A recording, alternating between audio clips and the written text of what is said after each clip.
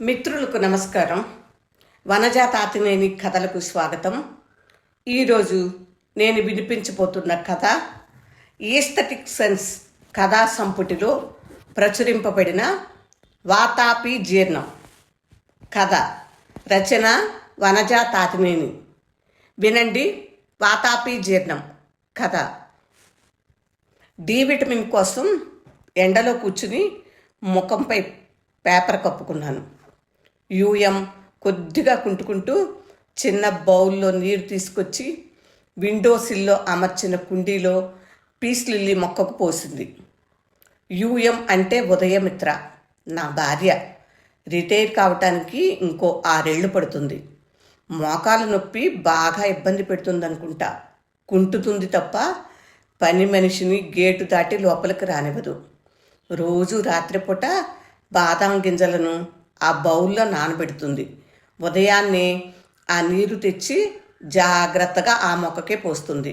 మా గార్డెన్లోనూ ఇండోర్ గార్డెన్లోనూ ఉన్న మొక్కలు చెట్లు అన్నింటిలోనూ ఆమెకు బాగా ఇష్టమైన మొక్క కాబట్టి జాగ్రత్తగా చూసుకుంటుంది అనుకుంటాను.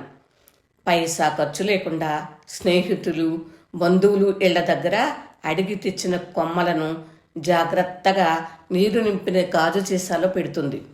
వేళ్ళు వచ్చాక మట్టిలో పెట్టి తక్కువ మోతాదులో ఎండను అలవాటు చేసి నర్సరీలో మొక్కలను అభివృద్ధి చేసినట్టు చేస్తుంది తప్ప ఒక్క మొక్క కూడా కొనదు, దుబారా చేయదు. ఇతరులు చేస్తే అసలు ఊరుకోదు. ఆమెతో కలిసి సూపర్ మార్కెట్కి వెళ్తే ఖరీదైన జీడిపప్పు తీయబోతుంటే వద్దు, వేరుశనగ గుళ్ళు చాలు అంటుంది. పంటికింతకి రుచి కోసం ఎప్పుడో ఒకప్పుడు తప్ప రోజు జీడిపప్పు తింటామా? తక్కువ ఖరీదులో దానికన్నా మంచి ఆహారము వేరుశనగ గుళ్ళు. అవి నానబెట్టి తింటే సరి అని తీసేస్తుంది. నా ఇష్టాలను, నా మాటను పూచిక పుల్లను తీసి పారేసినట్లు తీసి పారేస్తే ద్వేషం రాకుండా ఉంటుందా? మీరే చెప్పండి. పోనీ ఆమె ఏదైనా పొదుపు చేస్తుందా అంటే అదీ లేదు. తిరుపతి వెళితే ధర్మదర్శనంలో దైవ దర్శనం చేసుకుని అన్నదానానికి విరాళం రాసిచ్చి వస్తుంది. జీడిపప్పు వద్దని అక్షయ పాత్రకు విరాళం పంపుతుంది. ఎడ్డెమంటే తెడ్డెం తప్ప ఎప్పుడూ నాకు అనుగుణంగా నడిచింది లేదు. 3 గదుల రైలు పెట్టెల ఇల్లును అమ్మేయించి కింద పైన 3 బెడ్రూమ్ల ఇల్లు అమర్చింది. పెళపెళలాడే గంజి చీరలు తప్ప పట్టు చీరలు కట్టదు. ఆడంబరాలకు పోదు, నగలు పెట్టదు. బారెడు జడను మొక్కు రూపంలో సమర్పించినాక 25 ఏళ్లుగా మళ్ళీ జడ పెంచినదే లేదు. నువ్వు జడలో బాగుంటావంటే ఆహా అన్నట్టు తల పంకించుతుంది, కానీ జుట్టును మెడదిగి పెరగనీయదు. అప్పుడెప్పుడో నాకు ఇష్టమైన పచ్చరంగు చీర కొని తెచ్చిచ్చి కట్టుకోమంటే తెల్లారిందో లేదో ఆ చీరను పని మనిషికి ఇచ్చేసింది. ఇలాంటి జగముండిని నాకెందుకు కట్టబెట్టావే అని అమ్మ మీద అరుస్తుంటే ఆమెను ఏమీ అనకండి అనేది. అత్తాకోడళ్ళు అమ్మ కూతుర్లా ఉండేవారు. నేనే కొత్త అల్లుడిలా పడక గదికి, బజారుకి, ఆఫీస్కి మధ్య గిరగిర తిరుగుతూ ఉండేవాడిని. పిల్లలు పెళ్లి చేసుకుని వెళ్ళిపోయాకైనా ముద్దు ముచ్చట, సరదా సంతోషం లేదు. ఇంటి పని, ఉద్యోగం, ట్యూషన్లు, మొక్కలు పెంచటం, పుస్తకాలు చదవటం ఇదే పని. నేను రిటైర్ అవగానే చుట్టూరా కోవిడ్ ముంచుకొచ్చి బయటకు కదలకుండా కాళ్లకు సంకెళ్ళు వేసింది. నేను 100 మాటలు మాట్లాడితే 1-2 మాటలతో సమాధానం చెప్పేసి మౌనం పాటిస్తుంది, లేదా తగిన పని చేసి చూపిస్తుంది. ఎదుటి మనిషికి తెక్క వస్తుందా లేదా మీరే చెప్పండి. మీ నాన్నకు ఏమీ తోచుబడి కావటం లేదంట, మీరు తీసుకెళ్ళండి, కాస్త గాలి మార్పు ఉంటుంది అంది కూతురితో. ట్రావెల్ బ్యాన్ అయిపోయి టికెట్స్ బుక్ చేస్తాను, ఇద్దరూ వద్దురు గాని అంది కూతురు. నాకెక్కడ సెలవు పెట్టడం కుదురుతుంది, అస్సలు కుదరదు అనేసింది. ఒకరోజు పీస్ లిల్లీ మొక్కను కుండీ నుండి తీసి చిన్న చిన్న పిలకలుగా విడదీసి 4-5 కుండీల్లో నాటింది. ఏమైనా పిచ్చా, నీకు ఏం చేస్తావు వాటిని అన్నాను. మాట్లాడలేదు, మౌనంగా చూసిందంతే. 1 నెల రోజుల తర్వాత ఒక్కొక్కటి తీసి తన స్నేహితులకు కానుకగా ఇచ్చింది. ఈ పీస్ లిల్లీ నా స్నేహితురాలు అరుణ నాకు కానుకగా ఇచ్చింది. అందుకే నాకు ఈ మొక్కంటే ఇష్టం. దానిని జాగ్రత్తగా పెంచి ప్రవర్ధమానం చేశాను. మనమందరం ఇలాగే స్నేహాన్ని ప్రవర్ధమానం చేసుకోవాలి అంది. ఏంటో యూఎం గురించి నేను ఎప్పుడూ తక్కువగా అంచనా వేస్తుంటాను. నా ఆలోచన తప్పని ఆమె విభిన్నమైన ప్రవర్తనతో నాకు షాకులు ఇస్తూ ఉండటం పరిపాటి. కాలింగ్ బెల్ మోగుతూనే ఉంది. మూడవసారి మోగేదాకా నాకేం పట్టనట్టు కూర్చున్నా బద్ధకంగా. నాలుగవసారి, ఐదవసారి మోగేటప్పటికి కొద్దిగా జంకు. టీవీ రిమోట్ చేతిలో పెట్టుకునే కాళ్ళు పైకి మడిచి సోఫాలో అడ్డంగా పడుకున్నా. మేడమెట్లు దిగుతున్న చప్పుడు, తర్వాత గుమ్మం పక్కనే ఉన్న బోర్డులో స్విచ్ వేసిన శబ్దాన్ని ఆనుకునే కిటికీకి అమర్చిన దోమతెరల నుండి లోపలికి ప్రవహించిన కాంతి. వచ్చిన వారిని వెంట పెట్టుకుని లోపలికి వచ్చింది యూఎం. నిద్రపోతున్నారు కాబోలు, అందుకే కాలింగ్ బెల్ మోత వినపడినట్టు లేదు అంటూ హాల్లో ట్యూబ్లైట్ వేసింది. కళ్ళకు చేయి అడ్డు పెట్టుకుంటూ నిద్రాభంగం అయినట్టు నటిస్తూ లేచి కూర్చున్నాను. వచ్చింది నా మేనలుడు. అప్పుడే నిద్రపోయావే మామయ్య, భోజనం అయిందా అంటూ పక్కన కూర్చున్నాడు. యూఎం అతిథి మర్యాదలు చేస్తుంది. ముందు పండ్ల ముక్కలు, తర్వాత కాఫీ ఇచ్చింది. మధ్య మధ్యలో నా వైపు చూస్తూ మీ వేషాలు నాకు తెలుసులే అన్నట్టు చూసింది. నా మేనలుడు నా కూతురికి ఫంక్షన్ చేస్తున్నాను, ఇద్దరూ తప్పకుండా రావాలని ఆహ్వానించాడు. రాకుండా ఎలా ఉంటాము, మాకు మాత్రం మీకన్నా ఆప్తులెవరున్నారు అంది. తనకు ఈవినింగ్ క్లాసులు లేకపోతే ఒకరోజు ముందే వచ్చేవాళ్ళం, వీలవదు కనుక ఉదయాన్నే వచ్చేస్తాంలే అన్నాను. యూఎం నా వైపు తీక్షణంగా చూసి నేను క్లాస్ మధ్యలో వచ్చాను, నువ్వు మామయ్య మాట్లాడుకుంటూ ఉండండి, నేను వచ్చాక భోజనం చేసి వెళుదు గాని అని చెప్పి పైకి వెళ్ళటానికి లేచింది. నేను వెళ్ళాలత్తయ్యా, పనులున్నాయి అని మేనల్లుడు లేచాడు. అతన్ని గేటు దాకా సాగనంపి లోపలికి వచ్చి లైట్ ఆఫ్ చేసి 20 నిమిషాలు ఆలస్యంగా వస్తాను అని గోడకు చెప్పినట్టు చెప్పి మేడపైకి వెళ్ళింది. 25 ఏళ్ల పైగా టీచర్గా పనిచేస్తున్న ఆమె తరగతి పిల్లలతో ఇంట్లో వాళ్ళలాగా, ఇంట్లో వాళ్లతో టీచర్ లాగా ఉంటుంది. ఆమె చూపే ఒక బెత్తం. అరచేతులు నలుపుకుంటూ సంజాయిషులు చెప్పుకుంటూ ఉండటమే కానీ ఎదురు మాట్లాడే ధైర్యం ఉండేది కాదు, అత్తగారితో సహా. Calculated mind. పిల్లలు పుట్టిన తర్వాత ఖచ్చితంగా చెప్పేసింది, ఇంతకు ముందంతా మీ జీతంలో ఎక్కువ భాగం మీ సరదాలకు ఖర్చు పెట్టుకున్నా ఏమీ మాట్లాడలేదు. ఇక నుండి మీ జీతంలో 3 వంతులు ఇంట్లో ఇవ్వాల్సిందే. నేను 3 వంతులు ఇస్తాను. ప్రతి నెల ఇంటి ఖర్చులకు పోను, మిగతావి పొదుపు చేయాలని తీర్మానం చేసింది. నేను R&Bలో ఇంజనీర్గా పనిచేసేవాడిని. 3 వంతులు జీతం ఇంటికి ఇచ్చేసి 1/4 వంతు నా సరదాలకు, షికార్లకు వాడుకునేవాడిని. ఇక తను ప్రతి పైసాకి ఖర్చు వివరం రాసేది. పిల్లలు ఎలా పెరిగారో, చదువులు ఎలా ప్లాన్ చేసిందో, తన తల్లి ఎలా దాటిపోయిందో ఇవేమీ పట్టలేదు అనే కంటే పట్టించుకోలేదు కూడా నేను. తల్లి అంటూ ఉండేది, 2 చేతులు కలిస్తేనే చప్పట్లైనా కరతాళాలైనా మోగేది, ఏ చెయ్యి కలవకపోయినా తాళం కుదరదు అని. కానీ నా తాళం కలవకపోయినా మా సంసార గీతం అపశృతి లేకుండానే సాగిపోయింది. అమ్మాయి బాగా చదువుకుంది. అమెరికా వెళ్ళిన క్లాస్మేట్ను పెళ్లి చేసుకుని వెళ్ళిపోయింది. కూతురి వాటాకు 2 ఫ్లాట్లు, 1/4 కేజీ బంగారం, 4 లక్షల డబ్బులు ఇచ్చింది. కొడుకుకి అంతే ఇస్తానని అప్పుడే చెప్పేసింది. కొడుకు ఇంటర్ కాస్ట్ మ్యారేజ్ చేసుకుంటానంటే అలాగే అంది. నా చెల్లెలి కూతుర్ని ఇచ్చి చేద్దాం అనుకున్నాను. నువ్వు అలా ఎలా ఒప్పుకుంటావు? నా వాళ్ళంటే నీకు అసలు గిట్టదు అని గట్టిగా అరిచాను. యూఎం మౌనంగా మరో గదిలోకి వెళ్ళి తలుపేసుకుంది. కొడుకు ఎంతో బతిమాలాడు, తలుపు తీయమ్మా అని. తలుపు తీసి, ఈరోజు శనివారం, నేను ఉపవాసం, మీరిద్దరూ అనవసరమైన గొడవ చేయకుండా భోజనం చేసి పడుకోండి, నేను ప్రశాంతంగా పేపర్లు దిద్దుకోవాలి అని టక్కున తలుపేసుకుంది. తెల్లవారి కాఫీ తాగే సమయానికి మేనకోడలు రమ్య వచ్చి, మామయ్య, నేను బావను పెళ్లి చేసుకోను. నేను ఆస్ట్రేలియాలో ఉన్న కుర్రాడిని ప్రేమించాను. 6 నెలల క్రితమే అత్తయ్య బావను చేసుకోమని అడిగినప్పుడే చెప్పేశాను. మా అమ్మ నువ్వు అనుకుంటే సరిపోతుందా? నేను బావ కూడా అనుకోవాలి కదా. అత్తయ్యను ఏమీ అనకు. నా పెళ్ళి మీ ఇద్దరి చేతుల మీదుగా జరగాలి. ఖర్చు కూడా మీరే పెట్టుకుంటారని అత్తయ్య అమ్మకు చెప్పిందంట అంది. అయిన వాళ్ళ దగ్గర కాని వాళ్ళ దగ్గర అన్ని క్రెడిట్స్ యూఎంకే దక్కుతుంటే నాకేం మిగులుతుంది? బూడిద. ఆ మాట కూడా పైకి అనలేను, లోపల కుక్కుకోవాల్సిందే. యూఎం అంటే ఉక్కు మహిళ అని కూడా అనుకోవాలేమో. గతమంతా నెమరేసుకుంటున్న వర్తమానంలోకి తెచ్చి పడేసింది ఆకలి. గడియారం వైపు చూస్తూ కూర్చున్నాను. 20 నిమిషాలు ఎప్పుడు గడుస్తాయా అని.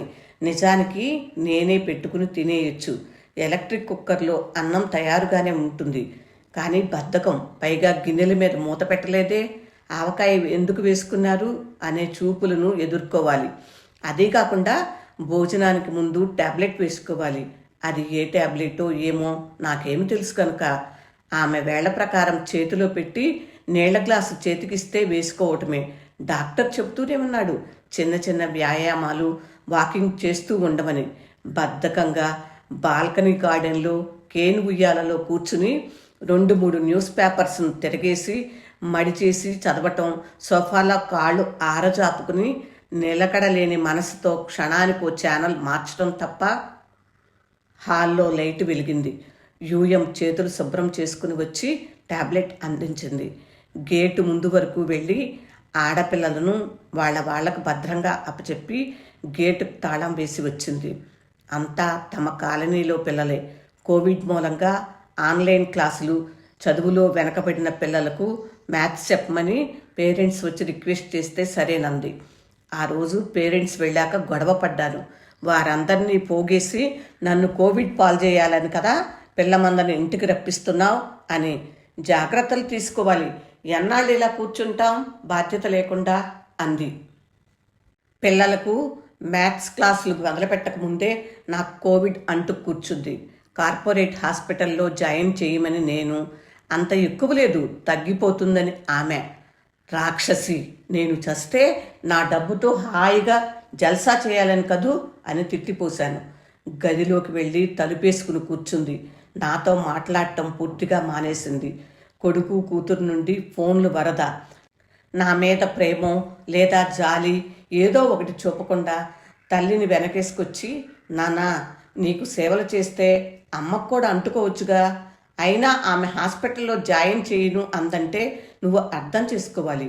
కార్పొరేట్ హాస్పిటల్లో బెడ్లు దొరకటం లేదు.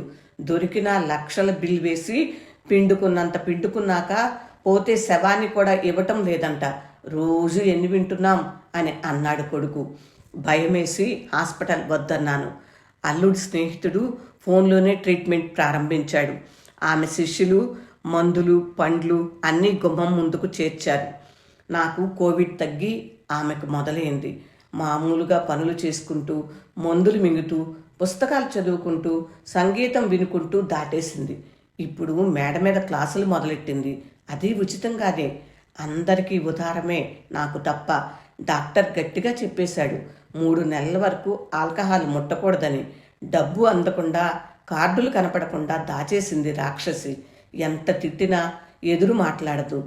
ఆ అలక గృహంలోకి వెళ్ళి అన్నమయ్య గీతాలు, భావగీతాలు వినిపిస్తూ కూర్చుంటుంది. లేకపోతే పుస్తకంలో తలపెట్టుకుని కూర్చుంటుంది. తిండి సమయానికి, టీ సమయానికి నేను తలుపులకు చూపునతికిచ్చి నిరీక్షించడమే. అప్పుడు కూడా కాలాతీతం కానివ్వదు. ఏ వంక పెట్టడానికి నాకు అసలు అవకాశం ఇవ్వదు, దొరకనివ్వదు. యూఎం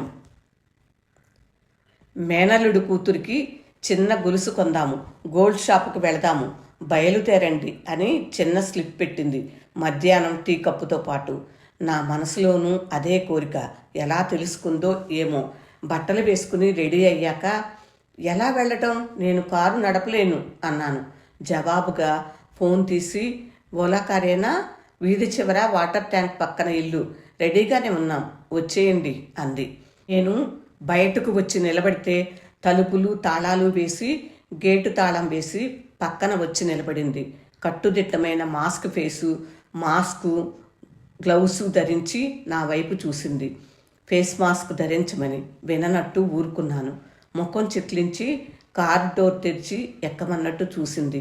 ఎక్కిన తర్వాత డోర్ వేశాక తిరిగొచ్చి మరొక వైపు నుండి కారెక్కి శానిటైజర్తో చేతులు తుడుచుకుంది. బ్యాగ్లో నుండి నవల తీసి ముఖం అందులో పెట్టింది. అరగంట సేపు నోరు మెదపకుండా కూర్చోలేక డ్రైవర్తో సంభాషణ చేశాను. అతను చెప్పేది నాకు సగం వినపడకపోయినా సరే. షాపులోకి వెళ్ళాక ఆమెకు పలకరింపులు, నాకు జాగ్రత్తలు. ఫేస్ మాస్క్ పెట్టుకోండి, గ్లౌస్ వేసుకోండి అని తన బ్యాగ్లో నుండి హీరింగ్ మిషన్ తీసి ఇచ్చింది. డ్రైవర్తో సంభాషణ విన్నట్టుంది. ఎంత శుతిమెత్తగా అవమానపరుస్తుందో. నాకు ఒకరోజు రాకపోతుందా? మాస్క్ మాటున పళ్ళు పటపట కొరికాను. ఆమెకు నచ్చిన గొలుసులు 2 నా ముందు పెట్టి సెలెక్ట్ చేయమని నా వైపు చూసింది. ఆమెకు నచ్చిన వాటిలో నుండి నేను సెలెక్ట్ చేయటం ఏమిటి? ఇంత పెద్ద షాపులో నాకు నచ్చినవి ఉండవా అనుకుంటూ ఆమె చూసినవి పక్కకు నెట్టి మరికొన్ని తెమ్మన్నాను. యూఎం చూస్తూ కూర్చుంది. ఆమె శిష్యురాలట. వచ్చి ఆమెను విష్ చేసింది. మీ ఇరువురికి కోవిడ్ వచ్చిందంటగా, హాస్పిటల్కి రావాల్సింది మేడం. ఇంటి దగ్గరే ఉండి ట్రీట్మెంట్ తీసుకున్నారటగా, ఇప్పుడు ఎలా ఉన్నారు అని పలకరింపులు, క్షేమ సమాచారాలు కానిచ్చింది. సిటీలో 3 నక్షత్రాల హాస్పిటల్ చైర్మన్ భార్య అంట. డైమండ్ నగలు కొనుక్కోవాలని వచ్చి షాప్ అంతా తిరగతోడింది. ఆ డిజైన్ ఇలా ఉంటే బాగుండేది. ఈ నెక్లెస్లో డైమండ్స్ మరీ చిన్నవిగా ఉన్నాయి. ఈ హ్యాంగింగ్స్ సూట్ అవ్వలేదు అని రన్నింగ్ కామెంటరీ చేస్తూనే ఉంది. ఆమె మాటలు వింటూ సేల్స్మెన్స్ వచ్చిన పెద్ద కొనుగోలుదారుణ్ణి వదులుకోలేక ఎస్ మేడం అని తలలు ఊపుతున్నారు. నేను ఏది సెలెక్ట్ చేయాలో తెలియని అయోమయంలో ఉన్నాను. ఇంతలో ఇంకో కౌంటర్లో కొంచెం సందడి. కొన్న బిల్లు ఉందా మీ దగ్గర? ఉంటే చూపించండి గట్టిగా అడుగుతున్నాడు సేల్స్ మేనేజర్. యూఎం కూడా తల తిప్పి అటు చూసి వెంటనే లేచి వెళ్ళింది. ఆఫీస్ జీప్ డ్రైవర్ శివరాం భార్య ఉమ. మా పిల్లలు చిన్నపిల్లలుగా ఉన్నప్పుడు ఉదయం నుండి సాయంత్రం వరకు పిల్లలను చూసుకోవటానికి ఇంట్లో అమ్మకు తోడుండేది. నమ్మకమైన మంచి మనిషి. జీతం కూడా దండిగానే ఇచ్చేది ఈమె. పిల్లలు స్కూల్కి వెళ్ళే కాలానికి ఇక అవసరం లేదని సడన్గా ఉమను మాన్పించింది. ఈమె వెళ్ళి ఉమను పలకరించింది. మా అబ్బాయికి కోవిడ్ వచ్చిందమ్మా, హాస్పిటల్లో జాయిన్ చేశాము. అసలే గుండె జబ్బు మనిషి. అదేదో కాక్టైల్ ట్రీట్మెంట్ అంట. ఒక్కో ఇంజెక్షన్ 80,000 అంటున్నారు. డబ్బులు లేక పుస్తెల తాడు అమ్మాలని వచ్చాను. సంవత్సరం క్రితం ఇక్కడే కొన్నాను అంది. ఇదిగోండి అని బిల్లు కూడా తీసి చూపించింది. నువ్వు 5 నిమిషాలు మాట్లాడకుండా ఉండు, నీ సమస్య చూడటానికి నేనున్నాను కదా అంటూ ఆ బిల్ని పరీక్షగా చూసింది. ఆమె బ్రుకుటి ముడిపడింది. బిల్లో పేరు కాని చూసిందా ఏమిటని నేను గతుక్కుమన్నాను. తరువాత తన శిష్యురాలు దగ్గరకు ఉమను తీసుకెళ్ళి చూపించి ఏదో మాట్లాడింది. శిష్యురాలు వెంటనే ఫోన్ తీసి 2-3 నంబర్లకు ఫోన్ చేసి మాట్లాడి, ఈమె కొడుక్కి మంచి ట్రీట్మెంట్ జరుగుతుంది, బిల్ కూడా మినిమం బిల్ వచ్చేలా చేస్తాను, మీకు కావాల్సిన మనిషి అన్నాక శ్రద్ధ తీసుకోకుండా ఎలా ఉంటాను మేడం, కంగారు పడకండి, he will be all right అన్నారు. మా డాక్టర్ టేక్ కేర్ చేస్తారు అని హామీ ఇచ్చింది. నా మనసులో అలజడి, ఒళ్ళంతా చెమటలు. సూర్యానికి నయమవుతుందా? మళ్ళీ చూస్తానా అతనిని? యూఎం ఉమను పుస్తెల తాడు అమ్మవద్దని వారించి తిరిగి ఆమె మెడలో వేయించింది. బ్యాగ్లో నుంచి ₹1,00,000 నగదు తీసిచ్చి హాస్పిటల్ ఖర్చులకు వాడమని చెప్పింది. కన్నేళ్లతో దండం పెట్టి ఉమ బయటకు వెళ్ళాక నేను కూర్చున్న కౌంటర్కి వచ్చి నా వైపు చూసింది. ఇంకా సెలక్షన్ అవలేదా అన్నట్టు. నేను గబాల్నా పక్కకు పెట్టిన 2 చైన్లో నుండి ఒక చైన్ తీసి సేల్స్ మ్యాన్కి ఇస్తూ, చేతికి ఎముక లేదు అనిపించుకోవాలని బాగానే దానాలు సాయాలు చేస్తావు, ఇప్పుడు క్రెడిట్ కార్డ్ వాడాల్సిందేగా అన్నాను. ఆమె బిల్ వచ్చాక తీసుకుని చూసింది. క్రెడిట్ కార్డ్ ఇవ్వకుండా చేతికి ఉన్న గాజులు 2 తీసి ఎక్స్చేంజ్ బిల్ రెడీ చేయమని చెప్పింది. ఆమె ఇచ్చిన గాజుల్లో ఒకదానికే చైన్ ధర వచ్చిందని మరొక గాజు ఆమె చేతికిచ్చాడు సేల్స్ మెన్. ఈ గాజులు మా పుట్టింటి వాళ్ళు పెళ్లిలో చేతికి తొడిగినవి, పాత బంగారం మేలుమి ఎక్కువ అని రసీదు పుచ్చుకుని డెలివరీ కౌంటర్కి వెళ్ళింది. అక్కడ నుండి ఓలా కార్ బుక్ చేసేసినట్టుంది. 10 నిమిషాల తర్వాత బయటకు వెళుతూ నా వైపు చూసింది. నేను మెల్లగా లేచి బయటకు వచ్చి కారు ఎక్కి కూర్చున్నాను. ఆమె యథాప్రకారం నవల్లో తలదూర్చింది. హీరింగ్ మిషన్ చెవులకు తగిలించి ఉన్న డ్రైవర్తో మాట్లాడలేదు ఈసారి. ఇంట్లోకి రాగానే కాఫీ కలిపి టేబుల్పై పెట్టి ఎలక్ట్రిక్ కుక్కర్ స్విచ్ ఆన్ చేసి క్లాస్ చెప్పటానికి మేడ మీదకు వెళ్ళింది. కాఫీ కప్పు తీసుకుంటుంటే దాని కింద 4 మడతలు పెట్టిన చీటీ తెరిచి చూశాను. రక్త సంబంధానికి ఆపద కలిగితే సహాయం చేయటానికి ముందు వెనక చూడం. మీ పిఎఫ్ డబ్బుల్లో 4 లక్షలు తగ్గించి చెప్తే ఏం చేశారు, ఎవరికిచ్చారు అని నేను ఆరా తీశానా? సూర్యంకి ఇచ్చారని, అతను ఆ డబ్బుతో కిరాణా షాప్ పెట్టుకున్నాడని తెలుసు. సూర్యం మీ కొడుకు అని నాకు ఎప్పుడో తెలుసు. ఖచ్చితంగా చెప్పాలంటే 25 ఏళ్ల క్రితమే తెలుసు. దిగులు పడకుండా కాఫీ తాగి వాకింగ్కు వెళ్ళండి. సూర్యం బాగానే ఉంటాడు, మీరు బాగానే ఉంటారు, మీ లక్షలు భద్రంగానే ఉంటాయి. జల్సా చేయటానికి నా జీతం డబ్బులు, నా పిఎఫ్లు చాలు నాకు. చదివిన ప్రతి అక్షరం నాకు చెళ్ళుమని కొరడాతో కొట్టినట్టు అనిపించి చేతిలో కప్పు జారి బళ్ళున శబ్దం చేస్తూ కింద పడి తిరిగి వేడివేడి కాఫీని ముఖంపై చిందించింది. కాసేపటికి తేరుకుని ముఖం కడుక్కోవటానికి సింకు దగ్గరికి వెళ్తే అద్దంలో ప్రతిబింబం చెప్పు తీసుకుని ఎడాపెడా చెంపలు వాయించినట్లు అనిపించింది. అప్రయత్నంగా చెంపలు తడుముకున్నాను.